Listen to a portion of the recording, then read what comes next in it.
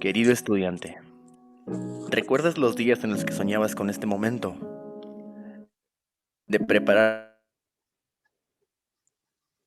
para ser alguien en la vida? Bueno, con mucho cariño valora cada paso que das y nunca olvides de dónde vienes y lo que tuviste que hacer para tú llegar hasta aquí. Porque sí, hay que aprender a valorar los días y a dar todo de ti en cada uno de ellos. Espero que escuchar esto te motive un poco y que saque lo mejor de ti, para que te ayude a mejorar cada segundo de tu vida. Verás, a veces uno tiene que volver al pasado y recordar todo lo que ha vivido para poder coger fuerza y seguir adelante. Verás, yo sé que muchos estudiantes como tú y como yo pasan por esto, pero no te preocupes. Yo estoy aquí para ayudarte, para apoyarte en lo que necesites, en serio. Verás, déjame te explico un poco. En esta vida solo hay dos caminos, el del éxito y el de la derrota. Y tal vez estarás preguntando, oye, pero ¿por qué solo hay dos? Porque ¿de qué te sirve vivir si no va a ser para perseguir tus sueños? ¿Mm? Tú sabes cuál tomar. Yo sé que ahora estás un poco desanimado, incluso estás cansado, pero tienes que dejar todo a un lado y empezar a enfrentar tu destino. Porque tienes que empezar a demostrar que tú vales más que lo que los demás piensan y que puedes ser mejor que ayer, que ya eres mejor que ayer. Porque sí, así es como se logra dar el primer paso y así es como tus metas se estarán realizando, poco a poco. Porque recuerda que todo es un proceso y que no se da de la noche a la mañana. Es por eso que tienes que ser persistente y tener mucha, pero mucha disciplina. Deberás de escoger muy bien, con mucho cuidado, porque el éxito no es algo con lo que te levantas en las mañanas y el otro día se va, ya, se fue. No, así no funciona. Una persona que en realidad quiere triunfar en la vida, lucha por el día a día hasta que lo consigue. Y si en algún momento te sientes solo, cansado, que ya no puedes más, solo mírate al espejo. Solo mírate un poco al espejo. Y verás los ojos de alguien que sueña despierto. Lo sé, porque yo estuve ahí. Dime, te voy a hacer una pregunta. ¿Acaso no puedes con un examen, un trabajo, un proyecto? Claro que sí. Y claro que sí puedes y tú lo sabes. Porque eres una persona increíble que no se deja vencer por nada. Y por eso es que estás aquí. Por eso es que tú has llegado hasta aquí.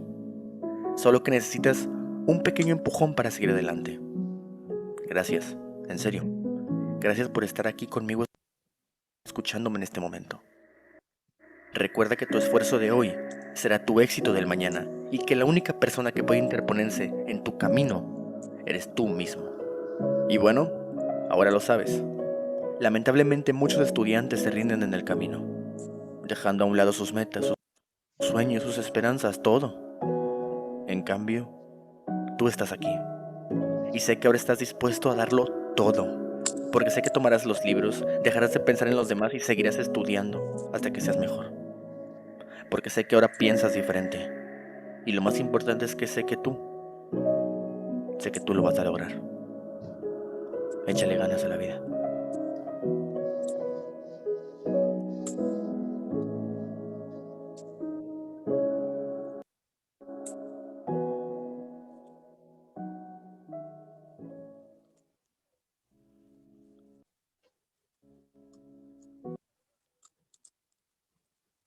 ¿Qué tal? ¿Qué les pareció?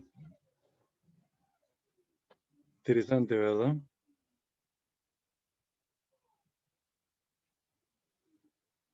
¿Mm?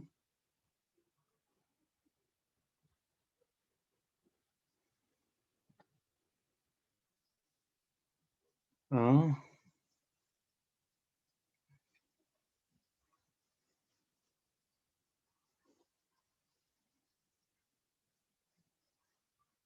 a ver. Mm, Hoy día, como vamos a hablar de trabajo,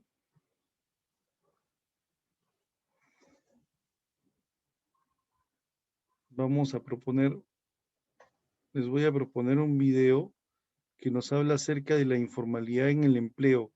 Jóvenes enfrentan la informalidad y el desempleo en el mercado laboral. ¿Ya? Vamos a ver este video ya entrando ya más al tema, ¿no? A ver, espérate, alguien me están escribiendo, dice, ¿qué significa entrega de constancia?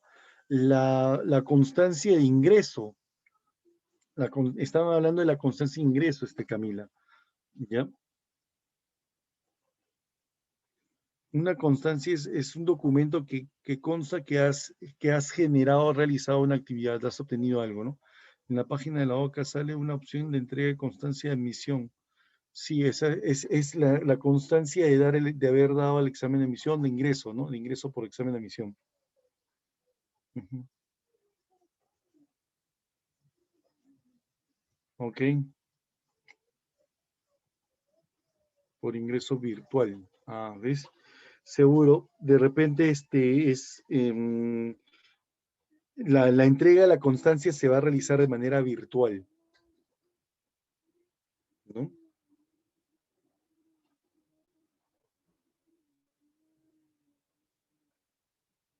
¿Ya? Bien, vamos a ver este video, ¿sí? Ya empezamos ya a mandarnos con el uso de las clases, ¿no? Empezamos.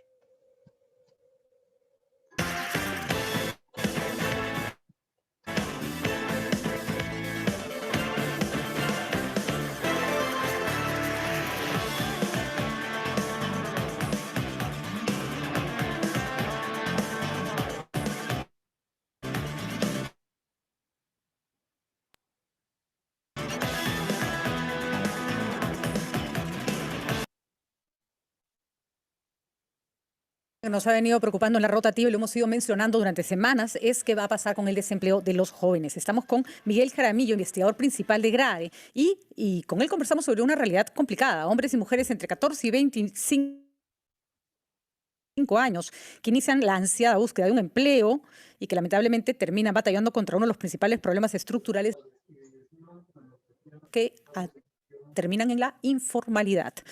Incluso chicos que terminan sus carreras a veces no consiguen un puesto formal y en este contexto va a ser mucho más. Miguel, ¿cómo estás? Gracias por acompañarnos esta tarde en RPP. Un gusto, Patricia. Buenas tardes. ¿Cómo describirías la situación actual del empleo de los jóvenes en este contexto de pandemia, Miguel? Mira, la situación de los jóvenes es particularmente difícil en términos de empleo, ¿no? Incluso antes de la pandemia ya uno puede observar sistemáticamente que las tasas de desempleo entre los jóvenes tienden a ser el doble que las tasas de empleo entre la población adulta en general. Entonces, esa situación se ha agravado. Más o menos 1 de cada 4 jóvenes han perdido el empleo en el último año. Entonces, su situación es particularmente crítica dentro de una situación bastante crítica para todos los involucrados en el mercado laboral. De acuerdo. Y estamos hablando de pérdida de empleo formal. En general. En general.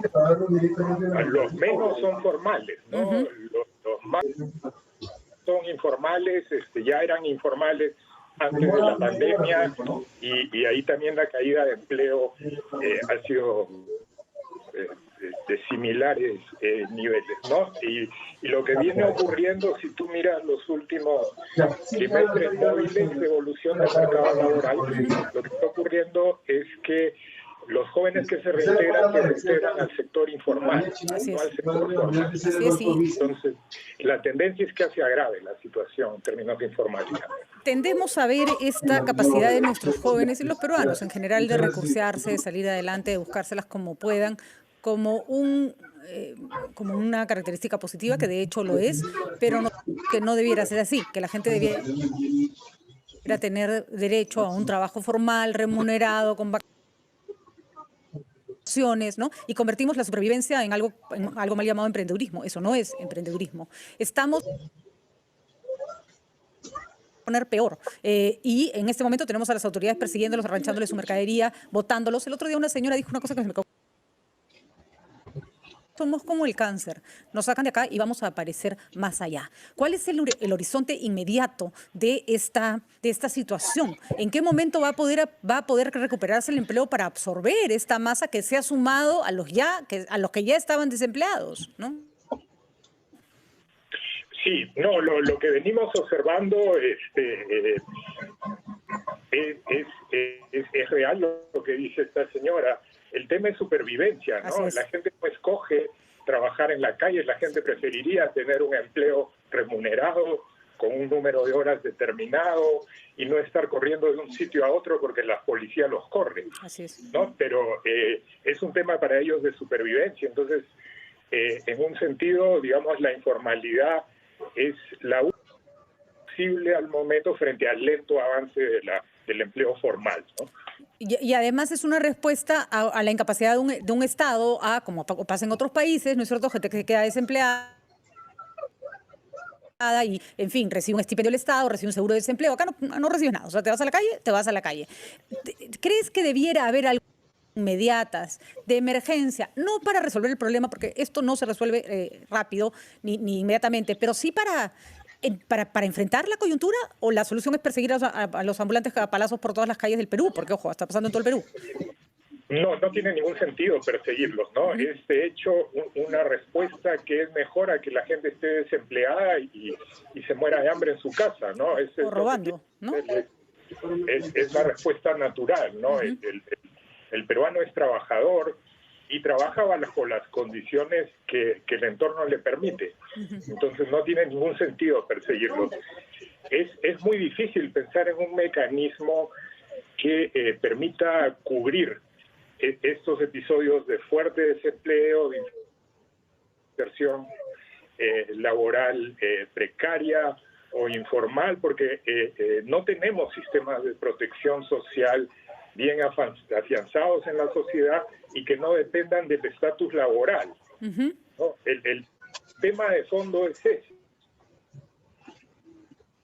No, si tú tienes un empleo formal, tienes un montón de seguridad. Tienes acceso a ETS, tienes acceso a registros que permitirían, si es que lo quiere el gobierno, acceder a facilidades temporales. Si eres informal, no es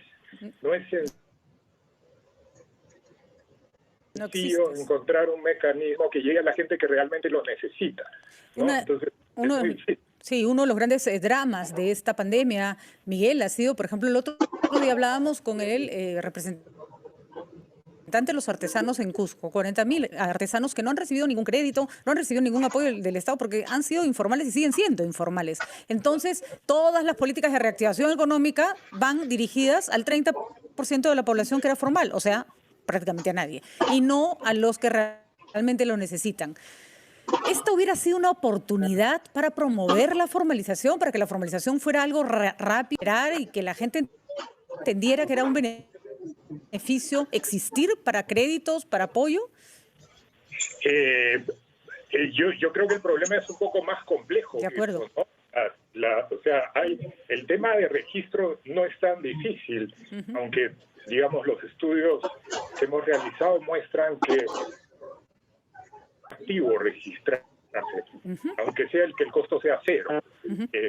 Yo creo que el tema es que hay costos recurrentes de actuar en la formalidad, ¿no? Muchos de los beneficios, si bien deseables, no son alcanzables por empresas de tan baja productividad, ¿no? Y vemos, si miramos los últimos años e incluso los últimos meses, mira, la semana pasada se ha presentado un proyecto de ley para aumentar la asignación familiar para los trabajadores del sector formal, o sea, ponerle costos adicionales más a la altos. contratación formal.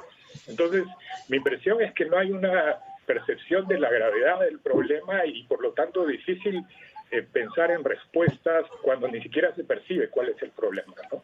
Y de esto hay que decirlo, Miguel, viene de siempre, porque si lo entendiéramos ya hubiéramos empezado a resolverlo y nos acostumbramos durante décadas de crecimiento exorbitante a tener un 70% de las personas en la formalidad o informalidad. ¿Qué tiene que pasar para que entendamos que esa gente que se autoemplea tiene que salir de esa precariedad? ¿Cuál sería la mirada, Miguel, que por supuesto se la tendremos que pedir al próximo gobierno o a los próximos 3 gobiernos para que esto empiece a empezar a reducir? Sí, exactamente. No se ha visto ningún esfuerzo por Nada. reducir la informalidad a lo largo de este gobierno, incluso en los anteriores, ¿no? No hay una percepción, como decía, de la gravedad del asunto. Entonces, el primer paso es tomar conciencia, ¿no? De que la informalidad es un... Yo no creo que eso sea claro. Ujú. Para los políticos, ¿no? Si de otra manera uno esperaría otro tipo de respuestas, ¿no? Y discutir las vías, ¿no? Y cómo esas vías pueden ser lo más equitativas posibles y que no generen desincentivos a trabajadores de alta productividad. Así es. Pero mientras no haya una conciencia de que este es un problema, es bien difícil avanzar en eso. De acuerdo, totalmente de acuerdo, Miguel. Mientras sigamos romantizando, ¿no es cierto? Haciendo exótica esta capacidad del peruano, que es absolutamente loable de salir adelante, sí, pero implica que el Estado no hace nada por él. O sea, implica que la sociedad lo deja que se les arregle solo, ¿no? Esta es, creo que, la peor parte de esta historia. Miguel, sí. Yo creo que hay que repensar los mecanismos de protección social y desligarlos del mercado laboral, ¿no? Uh-huh. Mientras no comencemos a discutir cómo hacer eso, yo creo que vamos a estar difícil de encontrar una solución a esto. Y hoy es una pandemia, mañana un terremoto y siempre estarán absolutamente desprotegidos. Miguel Jaramillo, muchísimas gracias por ayudarnos a entender esta situación y a ponerse a pensar en esas cosas que necesitamos cambiar, que arrastramos como sociedad y encima las ponemos de ejemplo, como, ay, los peruanos se sacan el ancho. Claro que sacan el ancho, no les queda otra. Miguel Jaramillo de Grade estuvo con nosotros. Vamos a una pausa, volvemos. A ver, la semana pasada lo comentamos un poquito. Ya. La semana pasada lo comentamos un poquito acerca de esto, ¿no? De la actividad productiva. Ahora, si bien es cierto, no vamos a poder tocar lo que es el tema de la informalidad, ¿no? Pero es una de las problemáticas más importantes del momento, ¿no? ¿Ya? Implica básicamente lo que es la necesidad que tienen las personas de poder trabajar, ¿no? Ustedes saben que la informalidad es generada por el deseo de subsistir, ¿no? Entonces, necesitamos, pues, no considerar que el mercado o la actualidad, ¿no? El mercado tiene muchos problemas, ¿no? Y porque hace falta ese plus productivo, ese plus generador, ¿no? De recursos, ¿no? Que ayuden, pues, ¿no? A poder mejorar el rendimiento, ¿no? El rendimiento, la productividad y todo esto demás. Entonces, para poder mejorar aún más la productividad, tenemos que legalizar los mercados, tenemos que legalizar a los trabajadores, tenemos que promover esa formalidad, ¿no? El gobierno lo tiene que hacer, definitivamente es necesario, ¿no? Como lo dijo el último la señorita o la periodista Patricia del Río, es que la sociedad le da oportunidad a las personas, ¿no? Que tienen problemas de poder arreglárselas por sí solo. El Estado no. El Estado no brinda oportunidades, no le está dando la oportunidad necesaria. ¿Será porque en realidad le conviene más el empresariado y no le toma más atención a la población? ¿O de repente beneficios sociales individuales que afectan mucho a la productividad, ¿no? Esto es lo que nosotros consideramos como el tema del trabajo, ¿no? Vamos a compartir una vez nuestra diapositiva. ¿Ya? A nivel mundial, Sabemos muy bien que hay una institución que debe promover lo que es el trabajo decente, ¿no es cierto? ¿Quién es? ¿Mm? ¿Cuál es la institución que a nivel mundial promueve el trabajo decente? A ver.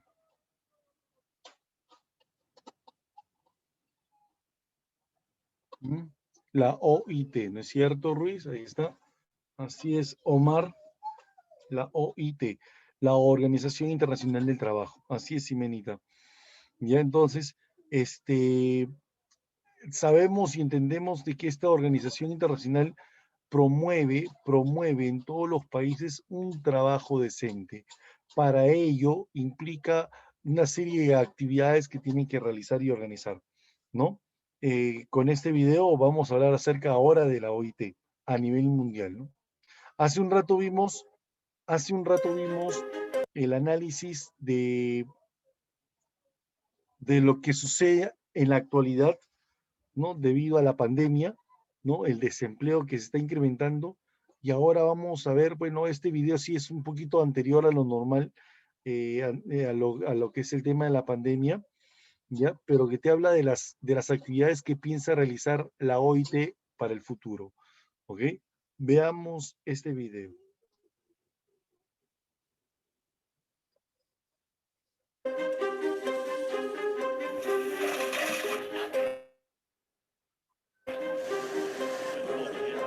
Trabajo. Tanto si se tiene, como si se necesita o se depende de otros para lograrlo, el trabajo es esencial para nuestro bienestar. El trabajo da sentido y dignidad a la vida. El trabajo nos brinda humanidad. Alrededor de 200 millones de personas necesitan trabajo. Millones más tienen trabajo, pero viven en la pobreza. Cientos de millones carecen de derechos laborales básicos para gozar de una vida saludable y segura. La Organización Internacional del Trabajo es el organismo de Naciones Unidas relacionado con el mundo laboral. Se fundó con la convicción de que la justicia social es esencial para lograr una paz universal y duradera. La OIT promueve el trabajo decente para todos, siguiendo un programa que fomenta la justicia laboral y social. La OIT se fundó en 1919, como parte del Tratado de Versalles que puso fin a la Primera Guerra Mundial, con el objetivo de velar por la justicia social de los trabajadores. Pasó a ser un organismo especializado de Naciones Unidas al fundarse la ONU tras la Segunda Guerra Mundial. Hoy posee 187 países miembros, cifra que sigue aumentando. La OIT recibió el Premio Nobel de la Paz en 1969 y hoy es reconocida como la autoridad mundial en materia de trabajo, lo cual se ha demostrado en momentos clave de la historia. La sede de la OIT está en Ginebra y posee más de 40 oficinas en todo el mundo. Es la única organización internacional en la que gobiernos, patronales y trabajadores tienen la misma voz y voto. Ellos colaboran para elaborar normas y políticas laborales que repercuten en la economía mundial actual. Bajo el liderazgo del director general, la Secretaría realiza estudios y análisis de datos sobre el trabajo en el mundo y apoya la labor de los miembros y mandantes. La organización celebra cada mes de junio su Conferencia Internacional del Trabajo, en la que se debaten y adoptan normas del trabajo. Un órgano ejecutivo, llamado Consejo de Administración, se reúne 3 veces por año. La OIT asesora sobre el terreno a gobiernos y colabora en proyectos a nivel nacional para prestar asistencia en la aplicación de normas y políticas mediante actividades de capacitación, formación e investigación. En 2008, la OIT aprobó una declaración sobre justicia social para lograr una globalización equitativa y afrontar la crisis económica internacional. Hizo del trabajo decente el elemento esencial de su política y estableció un programa para promoverlo. El programa de trabajo decente tiene 4 objetivos estratégicos: fomentar las oportunidades de trabajo decente, mejorar la protección social, fortalecer la actividad tripartita y el diálogo social, y garantizar los principios y los derechos laborales fundamentales. El trabajo decente es el objetivo número 8 de la Agenda 2030 de la ONU para el Desarrollo Sostenible y forma parte de los 17 Objetivos de Desarrollo Sostenible. El programa de trabajo decente de la OIT contribuye sustancialmente a la paz y seguridad, al crecimiento económico sostenible y a la dignidad humana. Globalización, tecnologías innovadoras horas, aumento de la desigualdad, el mundo del trabajo evoluciona a un ritmo más rápido que nunca. La OIT analiza el futuro del trabajo sobre la base de casi 100 años de conocimientos, experiencia y logros. From the ILO, we come to this with a mandate. And our mandate in the end is to promote social justice in the world. And that's the best way to keep our world peaceful.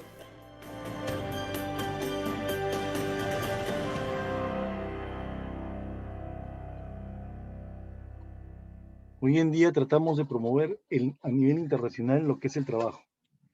Defender el trabajo, considerar al trabajo como una actividad importante para una empresa, para una persona, ¿no? Hoy en día estamos hablando de lo bueno o lo importante que debe ser esta actividad laboral. Pero la pregunta es, ¿acaso significará lo mismo? ¿Trabajo decente? ¿De dónde proviene la palabra trabajo? ¿No? Muchos de nosotros de repente decimos, oye, la palabra trabajo proviene de un término que es sumamente diferente a lo que se habla ahora. Si hablamos de esencia, ¿acaso el trabajo proviene de la esencia? ¿Mm? De repente alguno de ustedes se acordará cuando hicimos esta clase, ¿no? ¿No? El significado. ¿De dónde proviene la palabra trabajo? ¿No? ¿Cuál es el significado de la palabra trabajo? ¿No? ¿De dónde lo sacaron? Imagínate que el trabajo aparece de esta terminología. Tripalium, ¿no? Era un instrumento que utilizaban en esa época, en la Edad Antigua, para el castigo a los reos, a los esclavos. Imagínate. O sea, la palabra trabajo proviene de la violencia que hacían sobre el trabajador, ¿no? ¿Qué tratamos de hablar de un trabajo decente? Si desde el mismo significado podemos decir de que estamos en un problema bastante grande, ¿no? ¿Cómo podemos determinar esa idea, no? Interesante, ¿no? O sea, el trabajo proviene de un término que era en ese entonces un instrumento que utilizaban para la violencia. O sea, proviene de la violencia que hacían sobre el trabajador, ¿no? Proviene de ello, dice, ¿no? ¿Mm? El trabajo. 3 palos, significa 3 palos, ¿ya? Tripalion significa 3 palos. ¿Qué quiere decir? Que amarraban 3 palos para poder atar a los esclavos ahí y poder castigarlos, maltratarlos, quemarlos, ¿no? Eso era lo que nosotros consideramos en ese entonces la definición del trabajo. O sea, el trabajo proviene de la violencia, el trabajo proviene de la explotación, ¿no? Desde siempre, el trabajo es explotado, ¿ya? ¿Qué es el trabajo? ¿A qué le llamamos nosotros trabajo? El trabajo significa actividad física y o mental que realiza el hombre, ¿ya? De una manera consciente para poder generar los recursos necesarios, o sea, los bienes y servicios necesarios, ¿no? Para la satisfacción de necesidades humanas, ¿ya?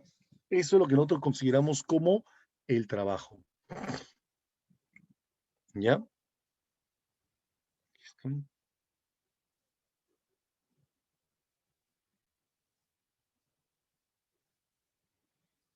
Ok, ahora, si bien es cierto, el trabajo proviene de una actividad y esta actividad era realizada en ese entonces por personas, ¿no? Personas llamados trabajadores, ¿ya? Los trabajadores eran en ese entonces abusados.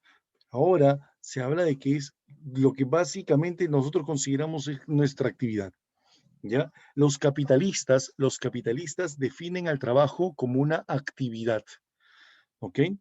Pero ahora, una cosa a decir, lo vamos a escribir aquí, ¿ya? Una cosa es decir trabajo, ¿ya? Como actividad, y otra cosa es decir fuerza de trabajo,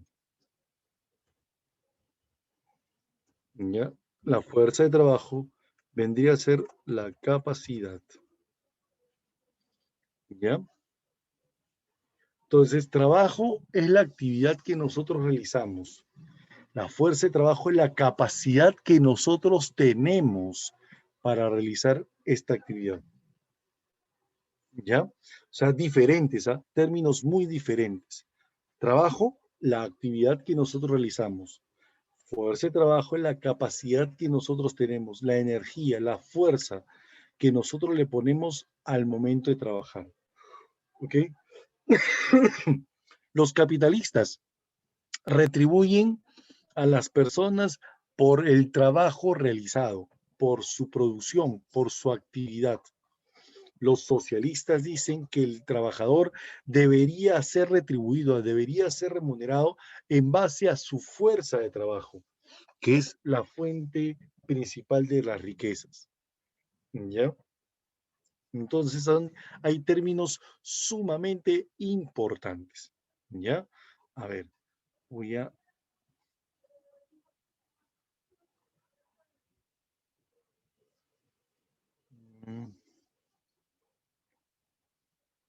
Voy a ubicarlo esto aquí. ¿Ya? Aquí, para poderlo considerar en toda la clase. ¿Ok? Entonces, esto es lo que nosotros consideramos como el trabajo. Características del trabajo. Dentro de las características del trabajo tenemos a la más importante. ¿Cuál es? Persigue un fin económico. Profesor, ¿cuál es el fin económico? ¿Tú te acuerdas que la semana pasada habíamos hablado de los factores productivos? ¿Sí? ¿Cuál es el objetivo de los factores productivos? ¿Mm? La creación de bienes y servicios. ¿Para qué sirven los factores productivos? Para crear bienes y servicios. Entonces, ¿cuál es el fin económico de los factores productivos? La creación de bienes y servicios. La naturaleza, el trabajo y el capital. También la empresa, ¿no? La empresa también tiene como objetivo crear bienes y servicios, pero un objetivo económico, no es un objetivo principal. ¿Ya? Otra característica, es un factor originario y activo de la producción. Así, profesor, lo que nosotros debemos de conocer o considerar de que es el trabajo un elemento importante para la producción. Pero dice que es considerado un factor originario. ¿Por qué? Porque se le denomina, pues no, creador, ¿no? Importante de la producción. ¿Ya? Profesor, pregunto, sí, ¿y por qué dicen que es originario? Porque es un factor propio, pues. Es un factor propio de la naturaleza humana. ¿Ya? Y es activo, bueno, ¿por qué? Porque realiza sus actividades, ¿no? Es considerado una actividad, ¿ya?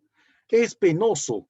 Ah, sí, dicen que la característica del penoso es que quiere decir que el trabajo es peligroso, causa fatiga, ¿no? Implica un esfuerzo físico y o mental, ¿no? Y eso genera, pues, no molestias, ¿no? Es penoso. Es dignificante, dice, ¿no? También otra de las características importantes dentro de lo que es el trabajo es que es un factor dignificante. Dignifica, es un medio de realización social de la persona. ¿Ya? La persona se realiza socialmente como tal. ¿Ya? Su retribución es el salario. ¿Sí? Su retribución es el salario. El salario, tú sabes que es el pago por el trabajo realizado. En medio vamos a ver las clases de salario, ¿no? Y por último dicen que es obligatorio. ¿Ya? Es un deber. El trabajo también es considerado un deber, como lo dice en el artículo número 22. El artículo número 22 de la Constitución Política del Perú dice que el trabajo es un deber y un derecho, ¿ya? Y el Estado lo tiene que promover. ¿Ya? Eso es en cuanto a las características del trabajo. Ojo, te lo comento de todas maneras, ¿no? Por ahora. Ya, debes saber tú de que estas diapositivas ya están colgadas en el intranet, en la página de intranet. O sea, ya ustedes lo pueden encontrar en la página de intranet. ¿Ya? Lo pueden ver, ¿no? Lo pueden observar. A ver, me comentan, por favor, me comunican, por favor, si lo puedes bajar o no. A ver, me avisan, por favor, con anticipación para poder saber qué es lo que tenemos que hacer, ¿ya? ¿Ya? A ver, me avisan.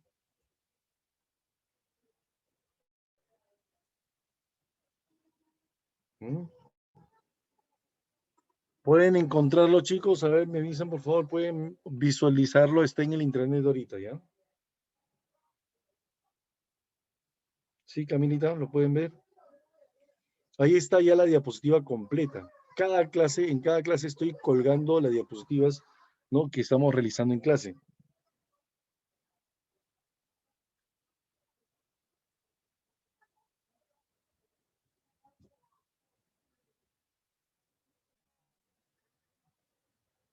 Listo, muy bien.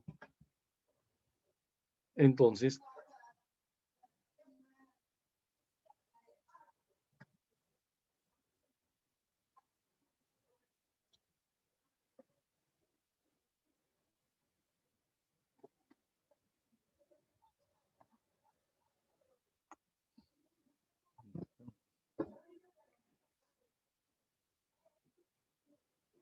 listo, ¿no? Sí.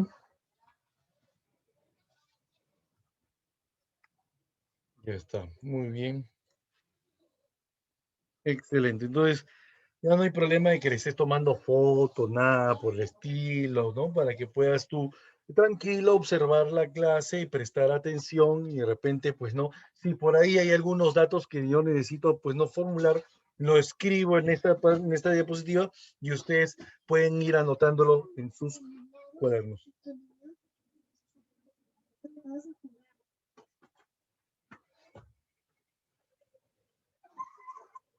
Ya. Listo. La conejita está que se ríe por ahí. Esa conejita me está invadiendo. Mi conejita. Ya, sigamos, profesor, sigamos, papetón. Ya, está, listo. Muy bien.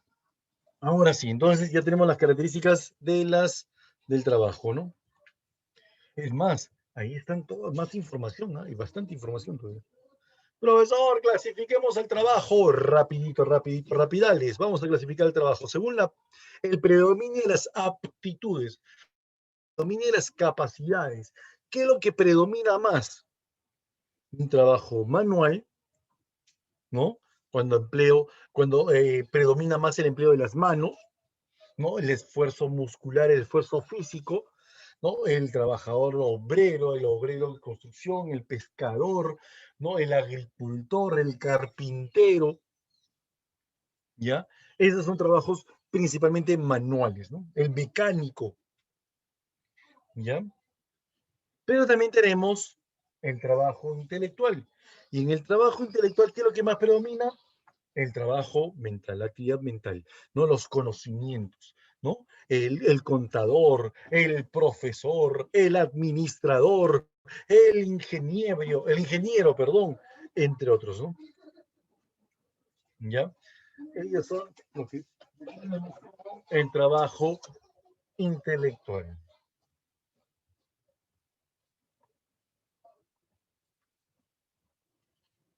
Según la responsabilidad que tenemos en la empresa. Ah, ojo, una cosa es responsabilidad y otra cosa es mi profesión, ¿no? Yo puedo ser contador, yo puedo ser ingeniero, yo puedo ser médico, pero en una empresa puedo realizar labores diferentes, ¿no? ¿Ya? Para eso tenemos el trabajador director, es aquel que realiza tareas de dirección, organización, es el que manda, el que guía, ¿no? El que guía, el que dirige, ¿no? El trabajo de gerente, el trabajo de un jefe, ¿no? El trabajo de un capitán, el capataz, ¿no? El director técnico, el director de una academia, un colegio, ¿ya? Los famosos coordinadores, el rector de una universidad, el decano en una universidad, en una facultad, mejor dicho, ¿no? Entre otros, ¿no? Son trabajos directores, mientras que podemos ser también un ejecutor. El ejecutor es aquel que realiza labores subordinadas, ¿no? Es el dependiente, el que ejecuta las labores, las órdenes, el que hace, el que recibe las órdenes, el profesor, la secretaria, el empleado, el obrero, ¿no? El jugador, el soldado, ¿no? Ellos son los trabajadores ejecutores, ¿ya? ¿Qué más tenemos? Según la condición del trabajador. ¿En qué condición me encuentro? ¿Ya? ¿En qué condición nos encontramos como trabajadores?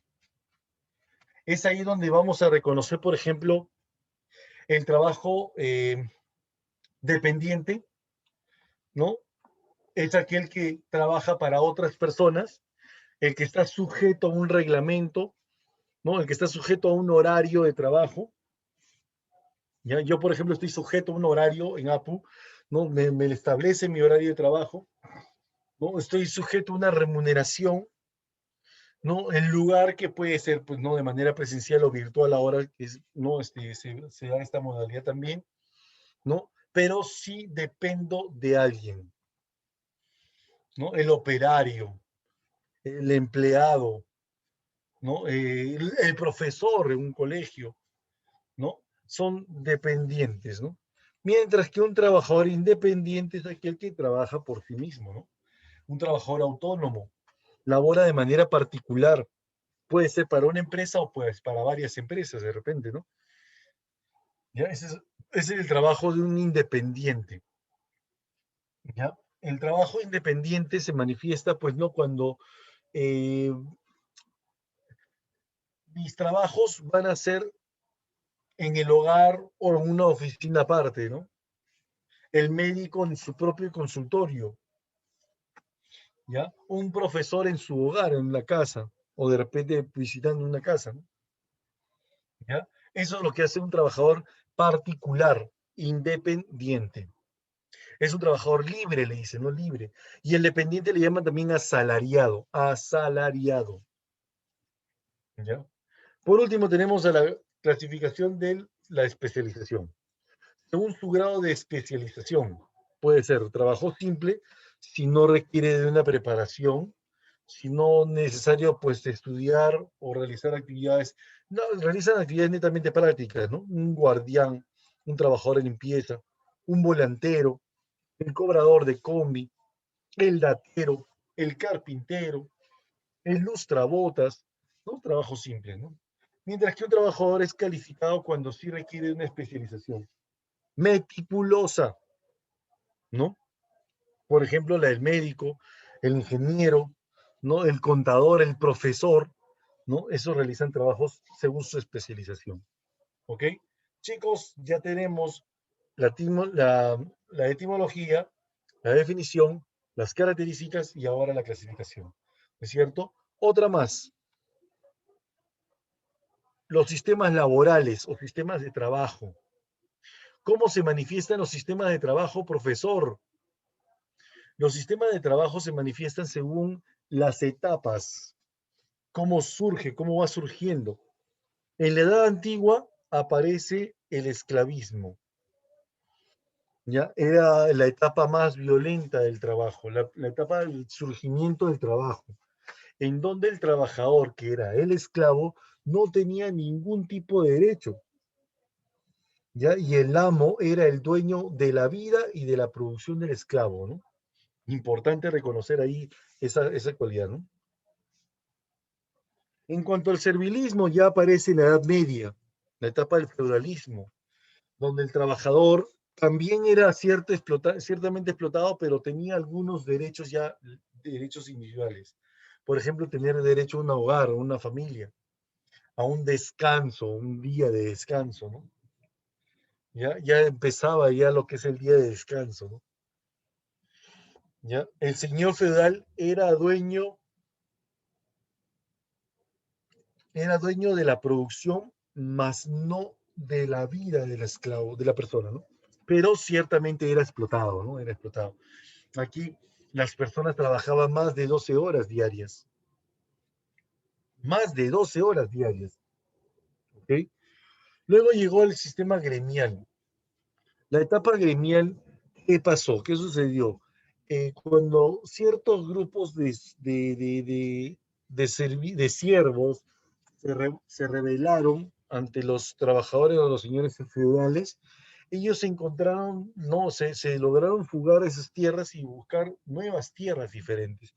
Y cuando se llegaban a ciertas tierras, ellos mismos realizaban actividades laborales en base a su actividad productiva, a su espacio, a su lugar, a su terreno, ¿no? Se agrupaban, pues, ¿no?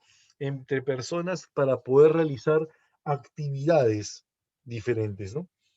Aparece con el surgimiento de las ciudades formadas por siervos libres, los gremios, que eran agrupaciones de personas, trabajadores ellos, realizaban o practicaban una actividad especial, ¿ya? Que pueden ser de repente los agricultores, pueden ser los pastores, pueden ser los ganaderos, los mineros, etcétera. Los pescadores, entre otros, ¿no? Y ellos se jerarquizaban. Estos grupos de personas, trabajadores, se iban jerarquizando. En el máximo nivel teníamos a los maestros. Los maestros se encargaban de enseñar, son los, le hablo de edad avanzada. Ellos se encargaban de enseñar a los jóvenes practicantes, llamados también aprendices. Ya les enseñaban a realizar actividades laborales, ¿ok? Luego estos aprendices llegaban a una cierta edad y ya tenían toda la fuerza, la capacidad suficiente como para poder realizar un trabajo directo, dinámico. Y a ellos le llamaban los trabajadores oficiales, ¿ya? Entonces habían los maestros, los oficiales y los aprendices, ¿ya? Sistema gremial.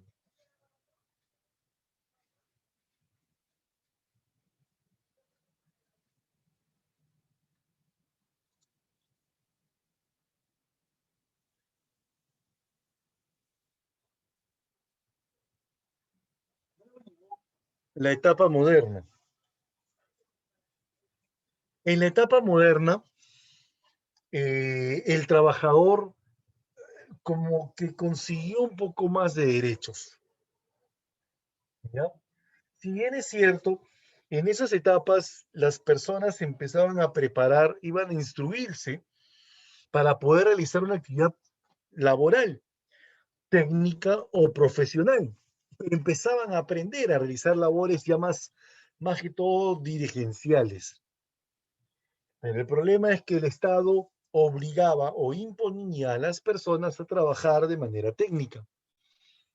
Y entonces ahí hubo una rebelión, una revolución, ¿no? De derechos humanos, en donde las personas buscaron defender sus libertades individuales.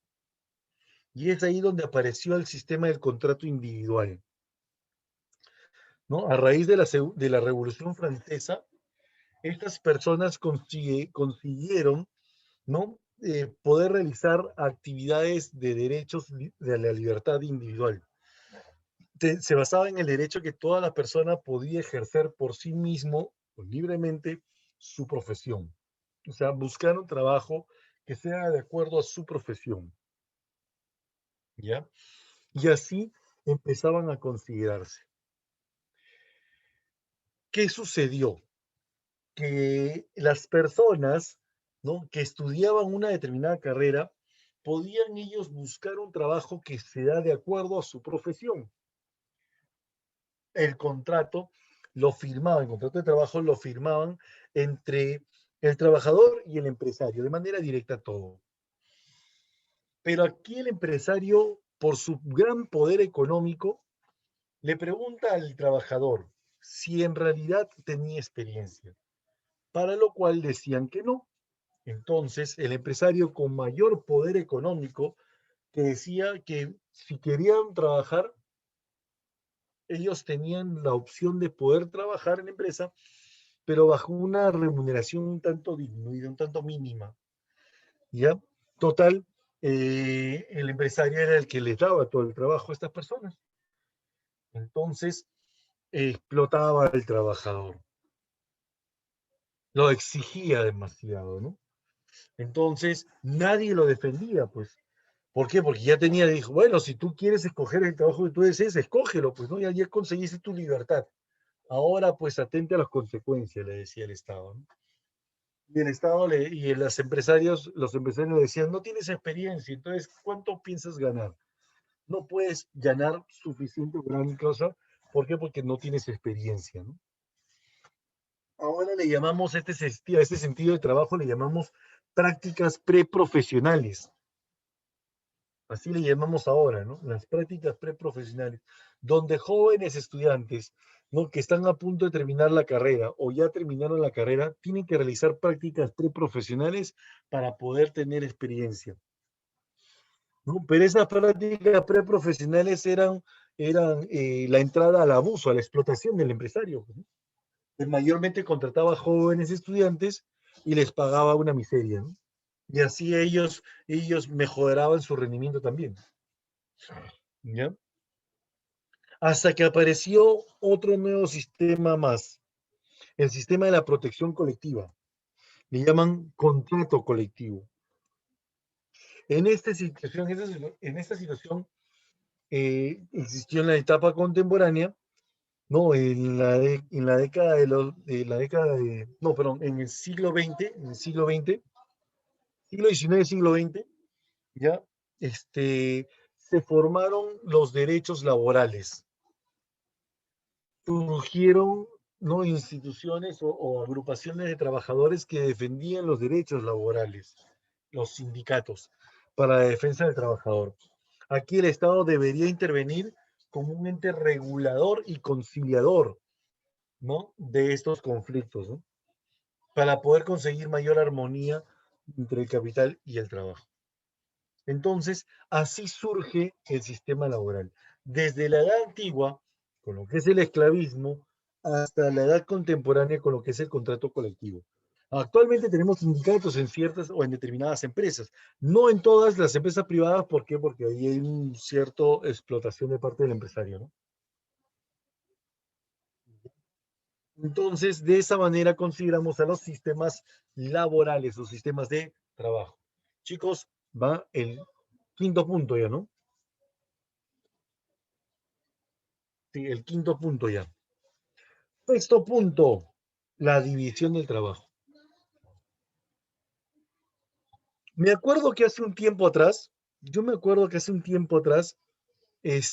cuando postulaba a una entidad, ¿ya? Yo postulé a una entidad, no, académica, pero esta entidad académica ya tenía sus tiempos, ya tenía su tiempo ya de organización, ¿ya? En ese tiempo, ¿qué es lo que sucedió? ¿Ya? Sucede que cuando postulé a esa institución, me preguntaron a qué oficina yo iba a ir a postular. Yo dije, pero ¿cómo que a qué oficina? ¿Eso es un colegio, sí o no? Sí, claro. Pero en este colegio nosotros tenemos una organización. Yo le pregunté, ¿qué tipo de organización?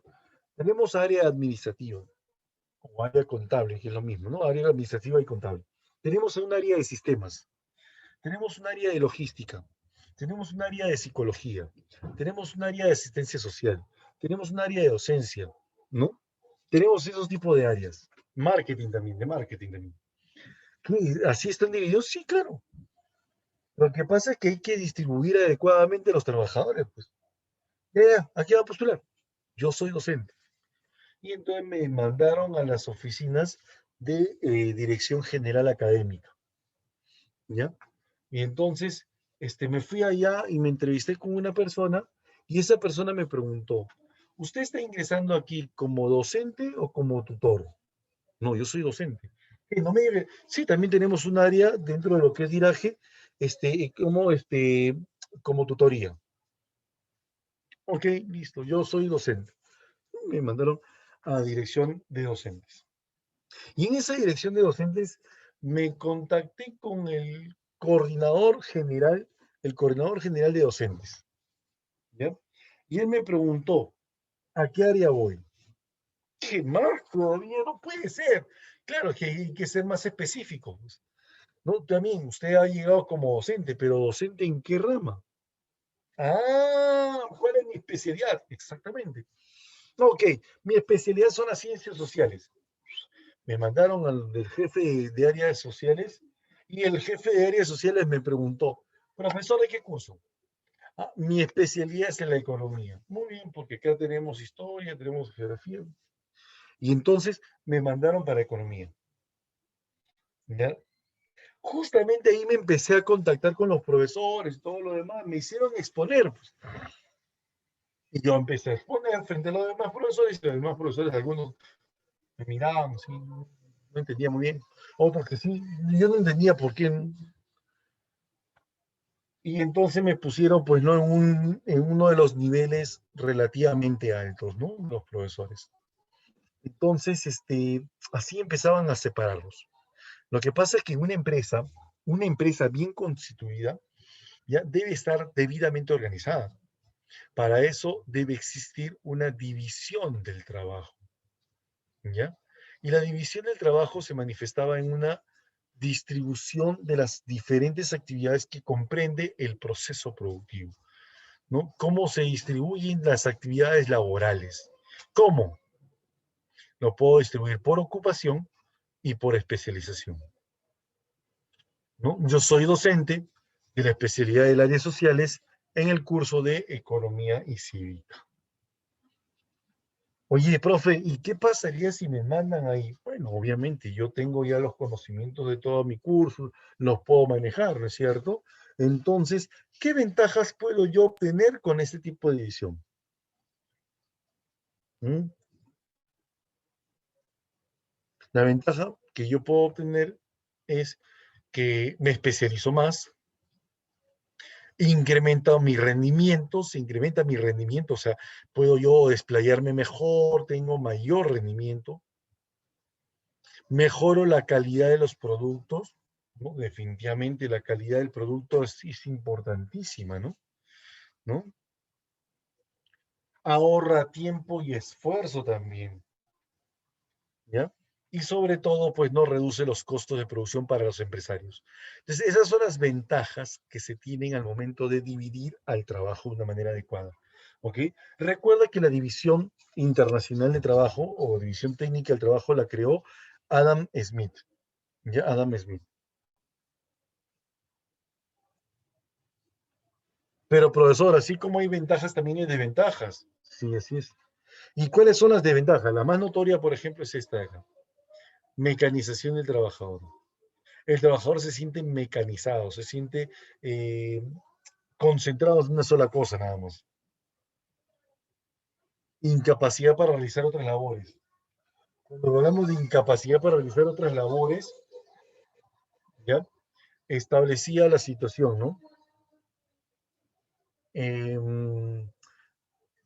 O sea, ¿qué pasaría si a mí me dijeran, no, profesor, va a dictar el curso de psicología? Uy, ahorita no creo que pueda hacerlo. ¿Por qué? Porque no tengo conocimientos muchos. Claro, los tenía hace un buen tiempo atrás, pero tendría que volver a empezar. O sea, me genera una incapacidad ahí. Y esa incapacidad me ayuda a mí a tener que volver a empezar de cero, ¿no? Vuelvo a definir.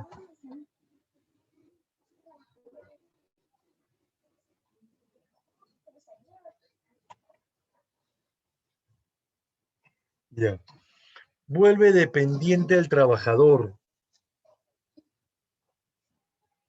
¿Ya? Vuelve dependiente el trabajador. O sea, mira, imagínate, yo ahorita dependo de ese tipo de trabajo. Puede ser, sí, puede ser, No, si me concentro bastante en esto, solamente en este tipo de trabajo, puede ser que me vuelva dependiente, ¿no? Y por último tenemos que hace monótono y tedioso el trabajo, ¿no? Sí, uno como que se va hastiando, se va cansando, se va aburriendo, ¿no? Se va haciendo tedio este tipo de trabajo, ¿no? ¿Ya? Entonces, eso es lo que nosotros consideramos como las desventajas del trabajo, de la división del trabajo, ¿ok? Van 6, ya van 6 temas, 6 puntos, ¿no? 6 datos. 6 teorías. La séptima, una de las más importantes de la teoría del trabajo, la retribución al trabajador. ¿Cómo se le retribuye, profesor? Dice que el trabajador, al participar en el proceso productivo como creador o generador de riquezas, debe percibir un pago o retribución por su fuerza de trabajo. Debe, según los socialistas, la cual se le denomina salario, la cual varía de acuerdo al sector productivo al cual le pertenece cada trabajador. Ahora, cuando hablamos de la retribución al trabajo, nosotros vamos a proponer una clasificación bastante importante. Conocer primero los tipos de salario, según quién lo recibe, según quién va a recibir ese tipo de salario, ¿no? Vamos a determinar estos personajes,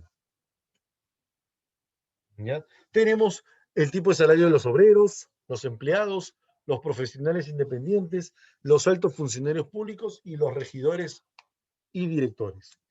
La pregunta, a ver si te acuerdas, a ver si te acuerdas. A ver, trata de decírmelo también de repente por ahí por micrófono, por favor. Me lo vas a decir por micrófono. Te quiero escuchar, te quiero escuchar. ¿Ya? ¿Cuál es el tipo de salario? ¿Cuál es el tipo de salario que reciben los obreros? A ver, ¿cuál es el tipo de salario que reciben los obreros? Jornal.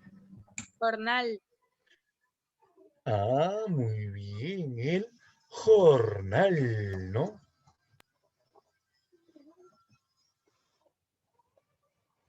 El jornal, ¿no? Ahí está. Es un tipo de pago que se efectúa por jornadas de trabajo. ¿Ya? Por jornadas de trabajo. ¿Ya? Puede ser diaria, puede ser semanal, ¿no? O puede ser por producción realizada también, ¿no? Oye, porque acuérdate, los obreros no solamente son los albañiles, sino también pueden ser, un obrero puede ser de repente un operario, ¿no? Un productor de camisas o de telas, ¿no? De productos, ¿no? De productos alimenticios también. Ellos son los obreros, los que realizan obras. Ojo, los obreros no solamente son los albañiles. No, no, no, no, no. Los obreros son los que elaboran una obra. ¿Ya? Los que elaboran una obra, ya sea, pues, no, de textil, una obra alimentaria, ¿no? Una obra. ¿Qué tipo de retribución reciben los empleados? A ver. Excelente, muy bien. Sueldos o salarios, ¿no? Ya está. ¿Qué tipo de retribución reciben los profesionales independientes? Honorarios. Honorarios, muy bien. Los altos funcionarios públicos, Emolumentos. emolumentos. Muy bien, Camille. Muy bien, así es, emolumentos. Y los regidores y directores de una sociedad anónima, por cada sesión asistida, Dietas. dietas. Muy bien. Muy bien, así es. Esos son los tipos de salarios.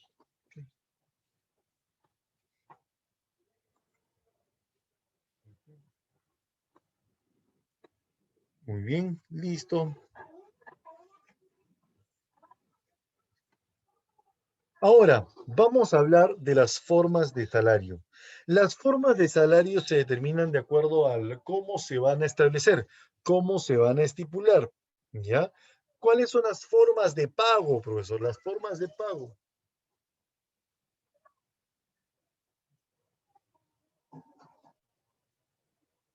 Salario nominal.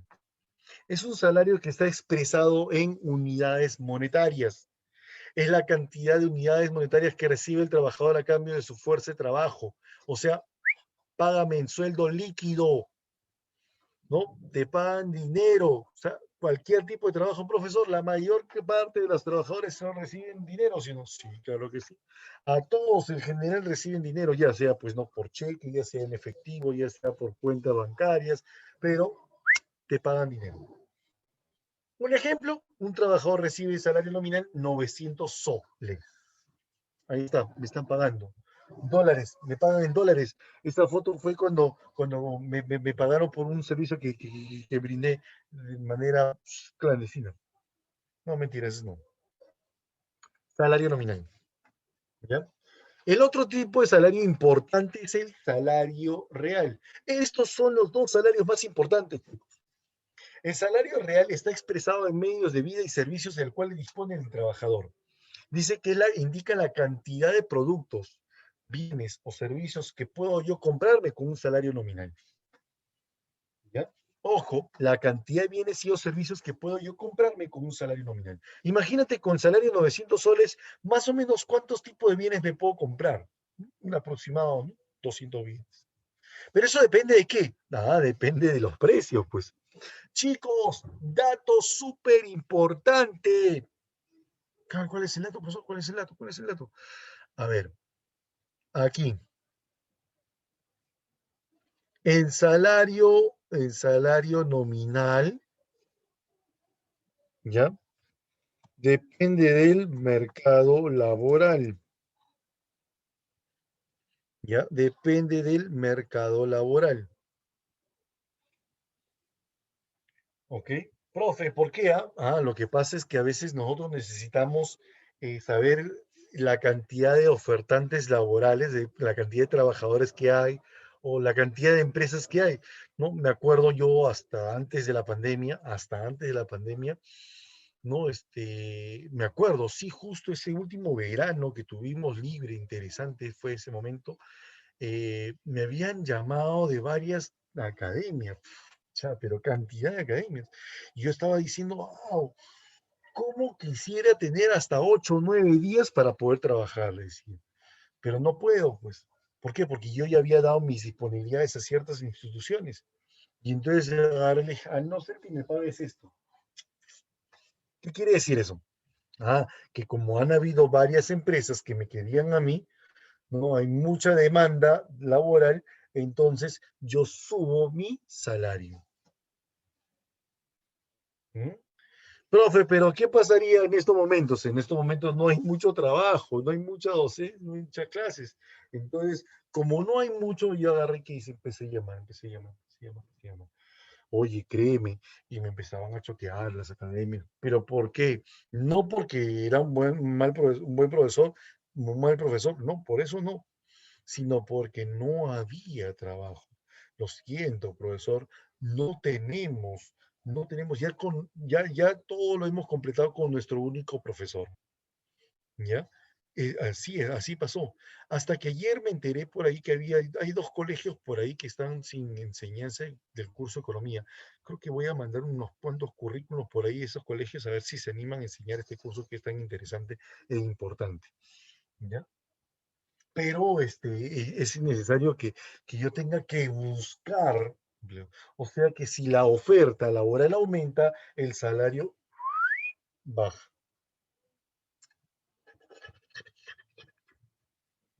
Así es.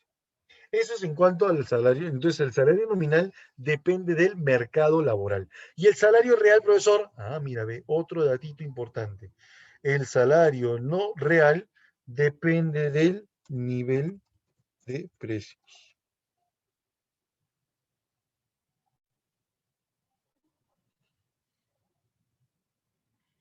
En el interior del país, ¿qué hace falta para no llegar, para, para no haya pobreza extrema? ¿Qué origina la demanda laboral?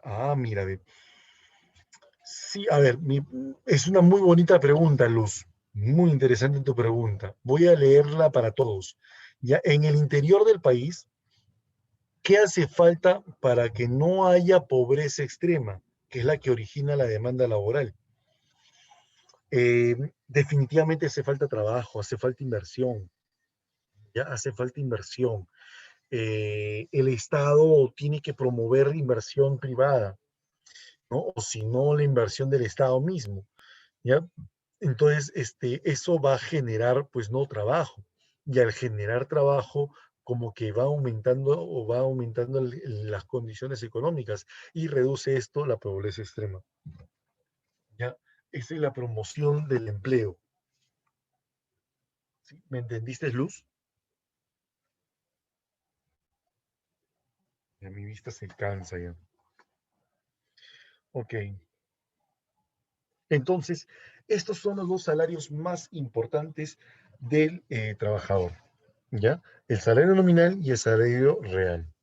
El salario real depende del nivel de precios, así es. Si los precios suben, si los precios suben y el salario se mantiene constante, el salario nominal se mantiene constante, entonces el salario real tiende a disminuir, ¿ya? Si los precios bajan y el salario nominal se mantiene constante, entonces el salario real tiende a subir.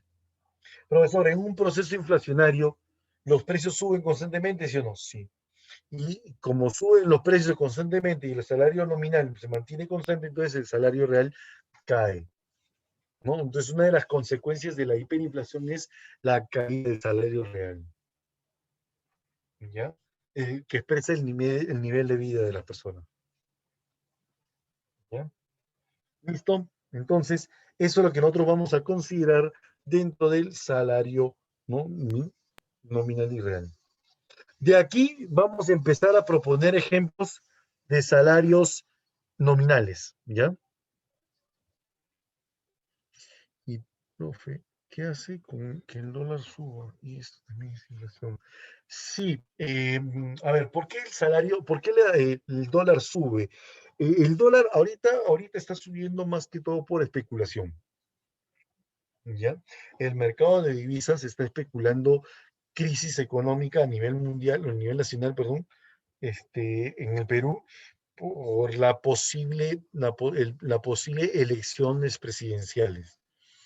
Si gana el señor Pedro Castillo, el mercado mundial va a tambalear. Por lo tanto, hay que precaver, ¿no? Y es por eso que nadie está comprando dólares, y por lo tanto, eh, los mercados no están siendo abastecidos, no hay dólares en el mercado y se dispara. Esto se dispara, ¿no?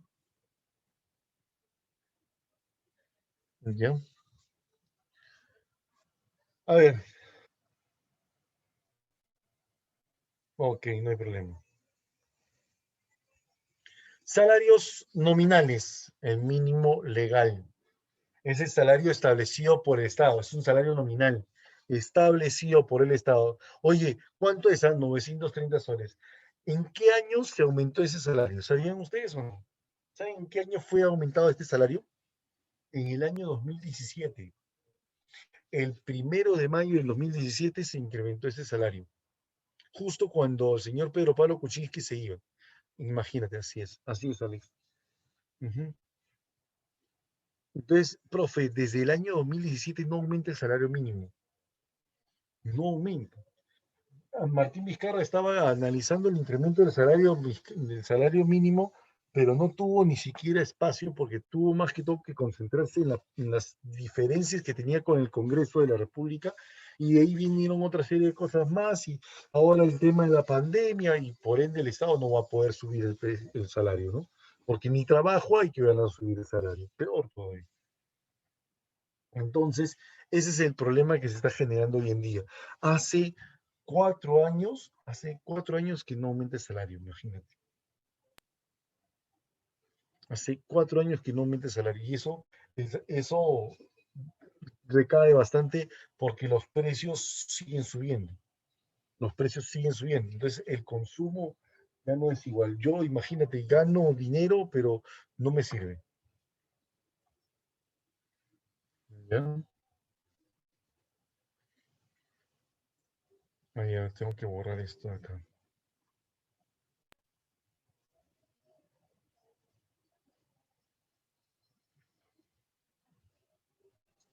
¿Qué más tipos de salarios tenemos? O forma de salario. Salario mínimo vital. Este es un salario estadístico, ¿ya? Este es un salario que va a permitir cubrir las necesidades vitales del trabajador y la de su familia, claro está, ¿no? Es establecido por el Instituto Nacional de Estadística e Informática para una familia de 4 integrantes, ¿no? Que según la canasta básica familiar debe generar actualmente, hasta eso fue hasta el año 2019, si no me equivoco, 1.408 soles. ¿Ya?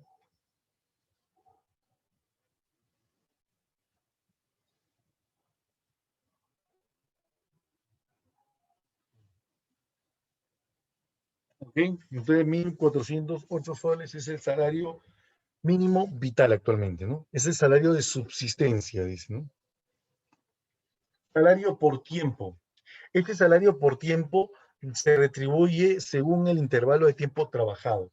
Por ejemplo, a nosotros nos pagan por horas dictadas, ¿no? Pero nos pagan de repente quincenalmente, nos pueden pagar mensualmente. Es un salario de acuerdo al tiempo de trabajo. ¿Ya? La otra es el salario de destajo. Este es un salario que se paga, se retribuye según la cantidad de bienes producidos o vendidos. Este es un salario explotador. ¿Por qué? Porque dice que se paga según la producción que tú realices. Si tú quieres ganar más, tienes que producir más. Y ahí viene la explotación, ¿no? Esas son las formas de salario, ¿sí? Hasta aquí, ¿me estás entendiendo? ¿Me están entendiendo, chicos? A ver, háblame, háblame. Sí, profe. Sí, sí. Cristín, ¿estás ahí? Sí, profesor. Ya, ¿me estás entendiendo, no, Cris? Sí, profesor. Ok, excelente. Como los call centers, ¿no? Ajá, exactamente. Los call centers, ¿no? De acuerdo a la cantidad de llamadas, ¿no? Ujú. Así es. Katy, ¿estás ahí? Sí, profe. Ahí está. Estamos todos ok, ¿no? Sí. Ya está. Will, Will. Ya está. Muy bien, Simenita. Will Romero, ¿estás? ¿Ya no está ya? ¿Ya voló ya? Ahí está Will. Presente, muy bien. Todo ok, ¿no? Lo que pasa es que es la idea de que a veces uno está aquí. Camilita sí, sí ya me respondió Camilita, sí. Camilita, ahorita, hoy día le he dado relajo, hoy día le he dado ese espacio de relax para que no prenda su cámara. Aquí Ya, hoy estoy, día le he dado ese profe. espacio. Ya. Estoy ¿Ah? escuchándola. Sí, Estoy sí, sí, sí, sí. escuchando. Sí. Lo que pasa es que Aquí, Cristina agarra y Cristina. Camila, ahí sí. Lo Aquí que pasa es que estoy. Camila Es que ahorita, me preocupo por ella, Camila pero ahí profe. está. Sí, Aquí estoy, aquí estoy. ya está, ¿ves?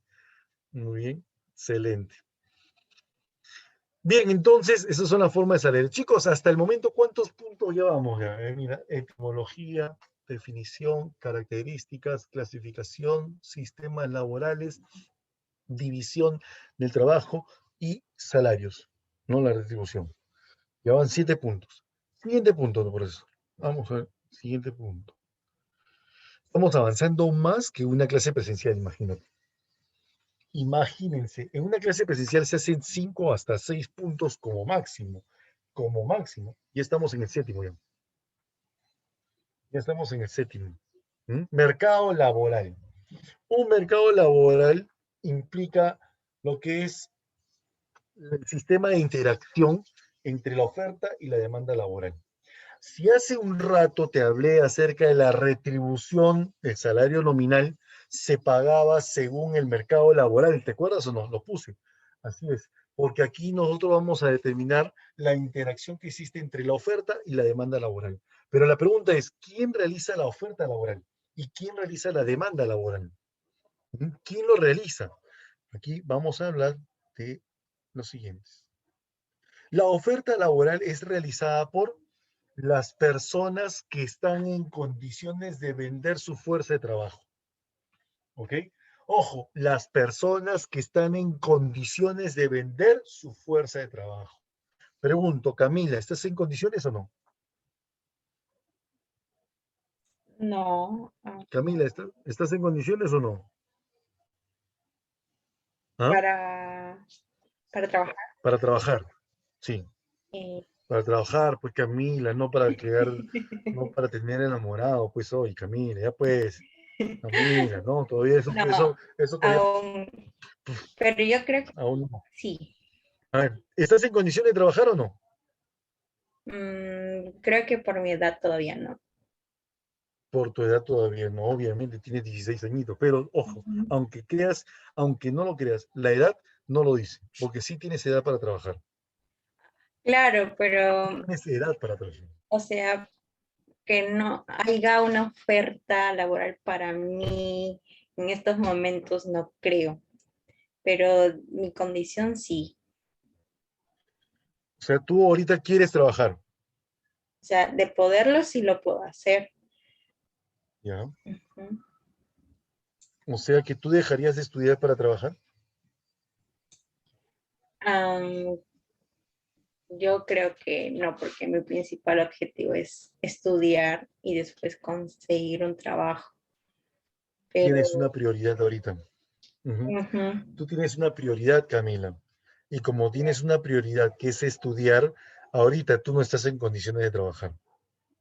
ahí No estás está en las bien. condiciones. O sea, si tu Claro, prioridad es estudiar, si tu prioridad es estudiar, ahorita no estás en condiciones de trabajar. Como lo dijo mi querida amiga Ximena, ¿no? Bueno, no sé si nadie, no lo sabemos si nadie, pero aquí la mayoría de ustedes tienen la prioridad de estudiar, ¿ok? Algunos de repente sí están trabajando. ¿Sabían ustedes que a veces hay personas ahora, la vez pasada lo vi, inclusive en el colegio, ¿ya? Hay un alumno en colegio que lo vi hace unos días, lo había visto al muchacho con su celular, estaba en mi clase y yo estaba hablando y él estaba ahí con su mascarilla. Le digo, pero ¿qué hace la mascarilla? Y atrás había unas cositas, como si tuviera una tienda, ¿no? Y al rato yo estaba explicando y él se para y empieza a hacer así como si estuviera conversando, ¿no? Y yo ahora le digo, Elmer le dije, no, Elmer se llama. Elmer, ¿estás ahí? ¿Estás atento? Y así me hace. Empieza a hacer, bla, bla, bla. Al rato, termina. Sí, profe, lo que pasa es que estoy en una tienda, estoy trabajando. Ya estoy atendiendo la tienda de mi tío. Estoy aprovechando esto porque para poder tener plata, mi hijo, y para poder pagar mi colegio. Ah, interesante, le digo. Sí, lo que pasa es que mi padre no tiene suficiente dinero como para pagar este colegio y yo estoy trabajando para poder terminar de pagarlo bien y no tener problemas, me dijo, sí. Porque su papá había perdido un trabajo y estaba realizando otras labores adicionales. Entonces, el muchacho, que estando en colegio, cuarto año de secundaria, tenía así, 15 años, tenía 15 años tendría el muchacho, pero estaba trabajando. Obvio, está en edad de trabajar, pero por obligaciones, hoy en día, como que la oferta laboral ha aumentado en edad, en cuanto a lo que es la edad. ¿No? Hay muchos jóvenes, y como lo hice por ahí en el video anterior que les mostré, muchos jóvenes que se están evocando a la informalidad. ¿Por qué? Porque el trabajar para ¿su tío acaso le va a pagar seguro de vida? No le va a pagar ningún tipo de seguro. Le va a pagar un dinero, sí, le va a pagar un dinero, ¿no? Pero no es un seguro, ¿no? ¿Ya? Hay muchos jóvenes que están en el tema de la informalidad, pero económicamente están trabajando y forman parte de una oferta laboral. Ahí está, he visto muchachos en secundaria que trabajan por necesidad, sus padres no podían solventarlo todo. Exacto, hoy en día se está haciendo así. Hoy en día la oferta laboral ha aumentado más que todo por necesidad y esta oferta laboral está siendo informal. Por eso yo a veces le pregunto a ustedes, si están en la capacidad, bueno, sí podrán estar en la capacidad, pero por ahora no porque sus prioridades son estudiar. Pero ¿qué pasaría si le dijeran a Camila, Camila, tienes que trabajar, tienes que ayudarme en esto? Hay un negocio por aquí que están diciendo eso. Ok, no hay problema, yo lo hago. Camila inmediatamente cambia su forma de pensar. Ya no es mi prioridad el estudiar, sino trabajar. Pero ¿puedo estudiar y trabajar? Sí, claro, puedo ir, no, trabajando y estudiando y escuchando la clase, ¿no? Como hay personas por ahí, ¿no? Que también mientras que están haciendo otras labores, ¿no? Están escuchando la clase, ¿no? Esa es la situación. Por eso que uno ya a veces tiene que preguntar de una manera más directa, ¿estás en esta oferta laboral o no estás en esta oferta laboral? Por ahora no, profesor. Ok. Entonces, pero hay personas que sí. Profe, en realidad estoy estudiando, pero estoy buscando trabajo también. ¿Estoy en la oferta laboral o no? Estoy estudiando ahorita. No tengo trabajo, pero estoy buscando trabajo. ¿Estoy en la oferta laboral, sí o no? ¿Ustedes qué dicen? Sí. Sí, Claro, sí. ¿Por qué? Porque estoy en capacidad de poder vender mi trabajo. ¿Ya? Esa es la oferta laboral. Ahora, ¿y la demanda laboral, profesor?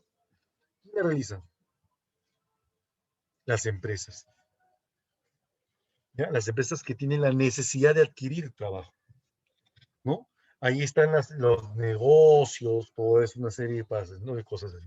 Yo, por ejemplo, también estoy buscando personas que me ayuden a vender productos. Yo les pago una comisión, ¿no? Yo les pago una comisión a personas que me ayuden a vender productos en los cuales estoy ofreciendo yo, ¿no? Entonces, eso también implica, ¿no? Estar buscando personal para poder trabajar, ¿no? Así que por ahí, si alguien de ustedes está en condiciones de hacerlo, me pasa la voz y ahí conversamos, ¿ya? Ahí se puede hacer un acuerdo, ¿no? Ojo, yo formo parte de la demanda laboral también, pero también formo parte de una oferta laboral, sí, ¿por qué? Porque también estoy buscando trabajo y estoy trabajando con otras empresas. ¿Podemos hacer eso? Sí se puede hacer, dependiendo de cómo es el giro de negocio, ¿no?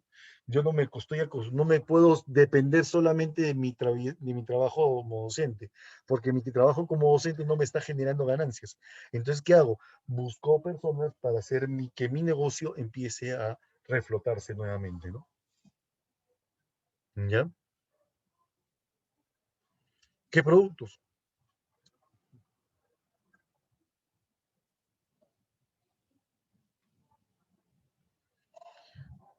Ujú. Ya de ahí ya les puedo pasar la voz. Dependiendo de las condiciones de ustedes, dependiendo en qué condiciones se encuentran ustedes, y me van pasando la voz a ver si necesitan, pues no, de repente una alternativa de negocio, ¿no? ¿Ya? Digamos, en la estructura poblacional, aquí nosotros vamos a encontrar, chicos, vamos a encontrar a esa oferta laboral, ¿ya? A esa oferta laboral. ¿Ok?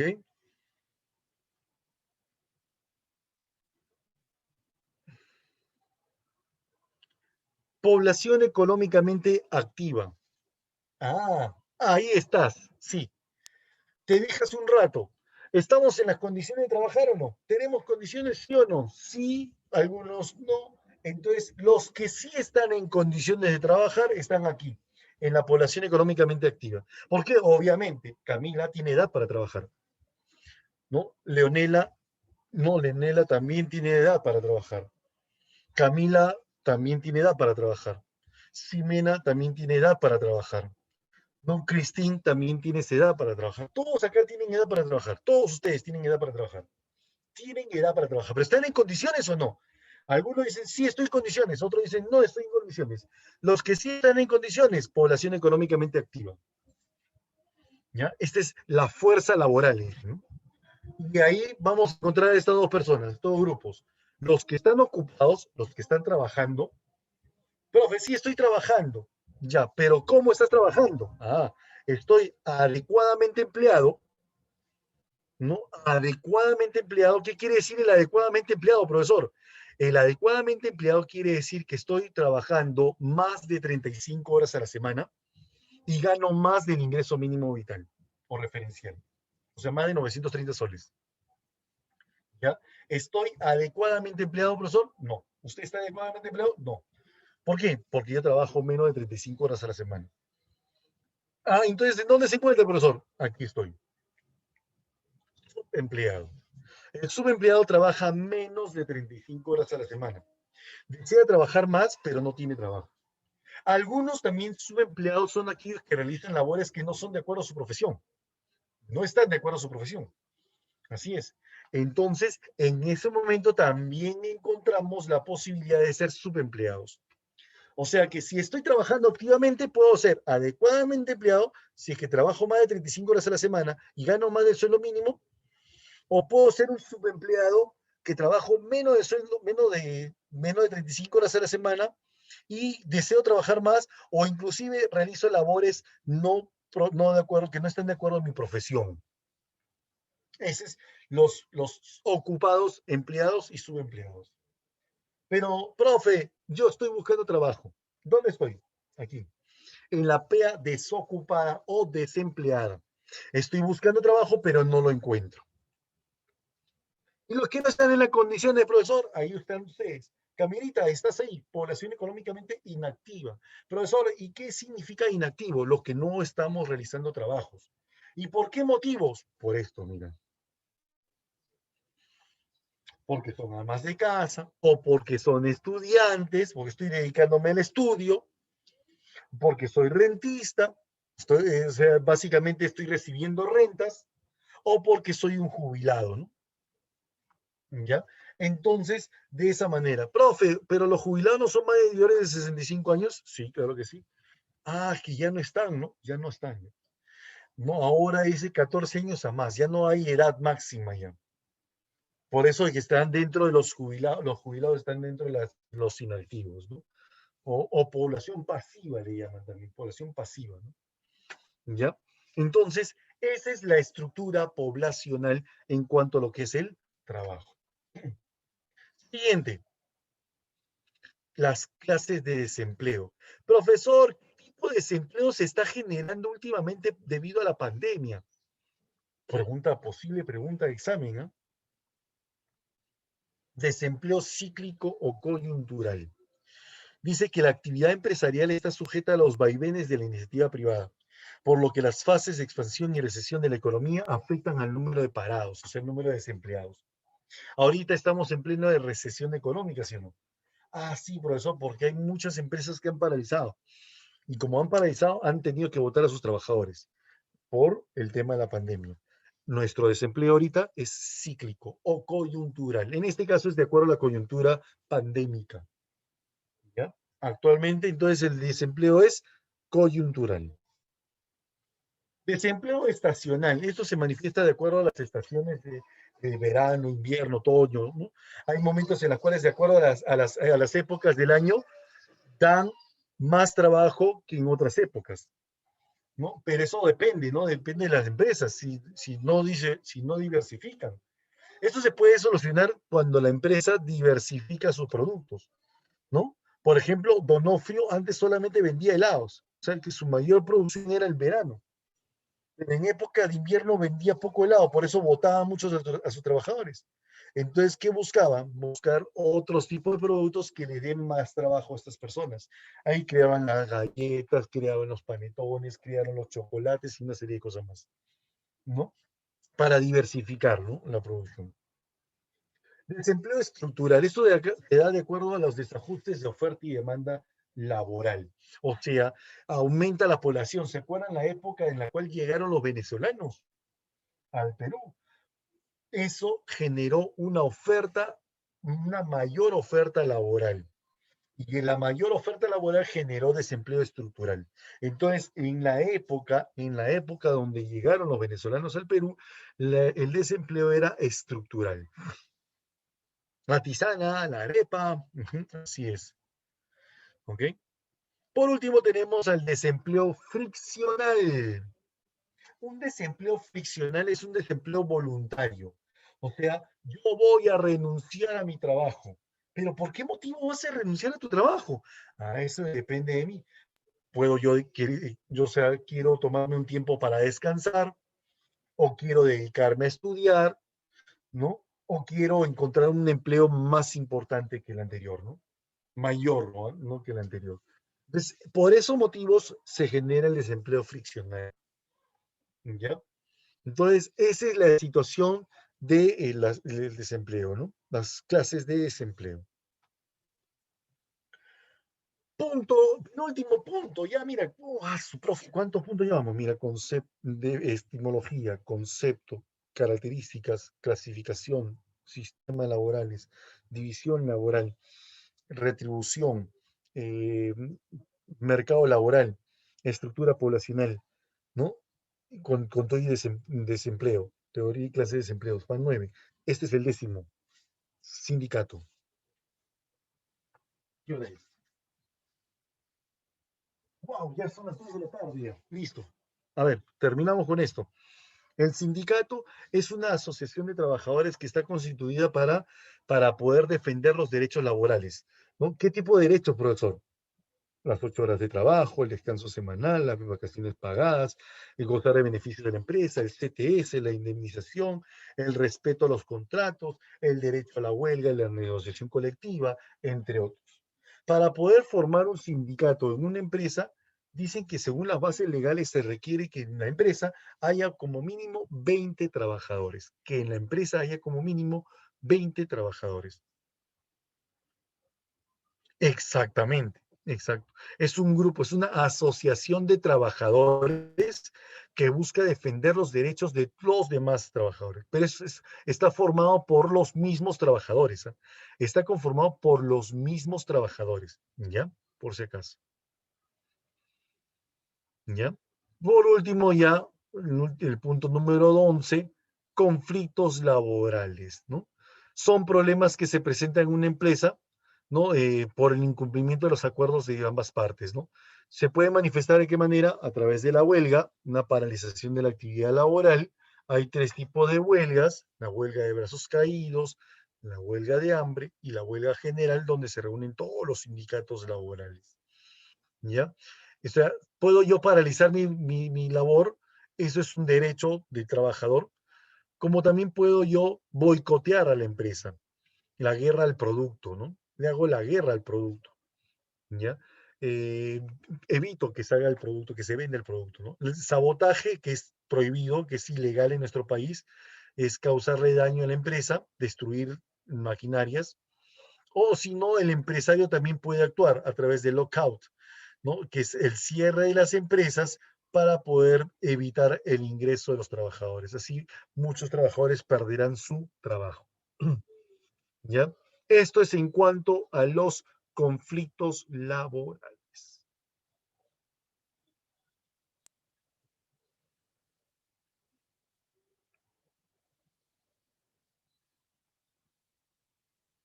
Exactamente.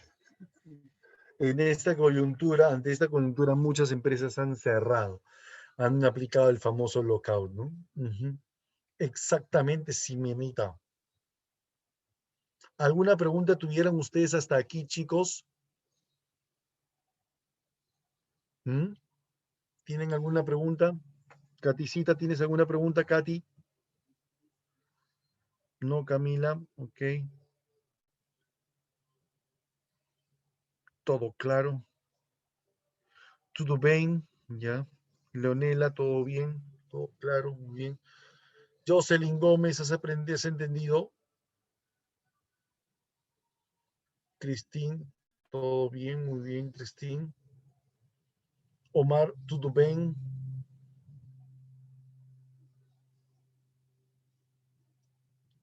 Listo.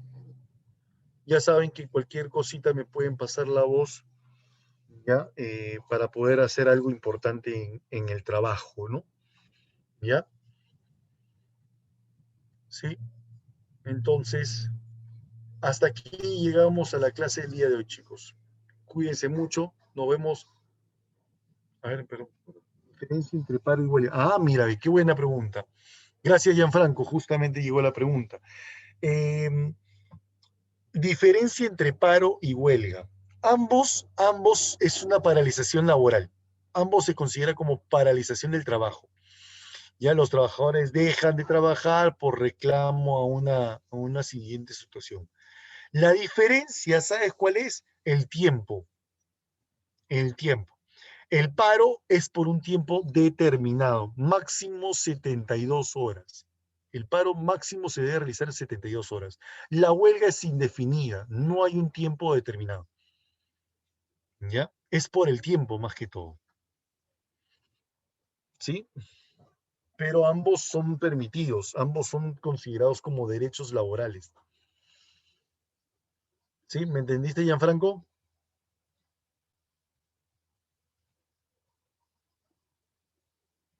Ok, chévere. Listo. ¿No hay más preguntas?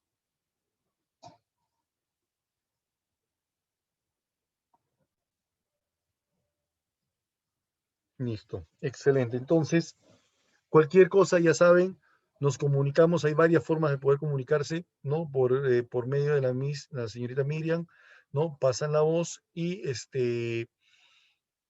ahí estamos, pues, ¿no? Para poder ayudarlos. ¿Ya? Cuídense mucho, chicos.